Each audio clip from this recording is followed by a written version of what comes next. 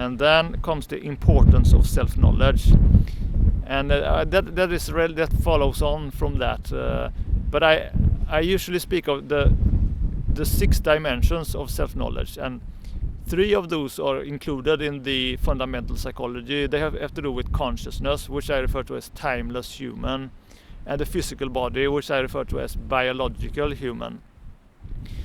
And then the 3 levels of the life force I simply refer to as natural human, or sometimes polarized human. But both natural human and polarized human involve more things as well, but I usually use that as a kind of keyword or nickname for those within the dimensions of self-knowledge.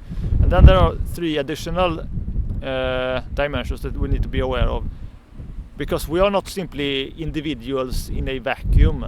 We need to relate to other people and to the environment, and there's where these other dimensions of self-knowledge comes in. The first one is unfree human, that we are not truly free. We need to accept that and understand that we live in a give and take situation that I refer to with reciprocal maintenance, and also with creational causality, that we are involved, that we are we act and react based on things that happens within and without us. So that's unfree man. And then we have masked man, which is cultural hypnosis. That's which is culture more than nature.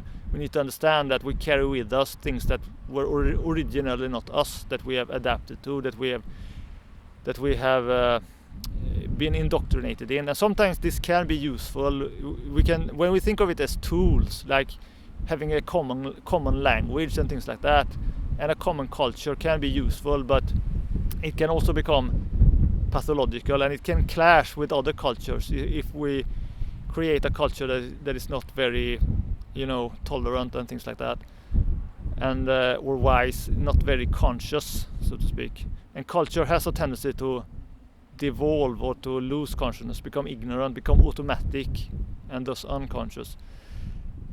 And the 6th and final level is, or dimension of self-knowledge, is temporary human, which has to do with levels, like how conscious you are at this moment, and understand that people are not. There are ways people can improve and change. They may not be able to change their nature, but they can change their consciousness, their education, if you will. So there are certain things where people can go up and down a kind of hierarchy of development, if you will. And that we can use the term hierarchy in terms of whether or not someone is closer to sanity or health or consciousness, wisdom, or if they are further from it, if they are closer to a kind of madness or foolishness or ignorance.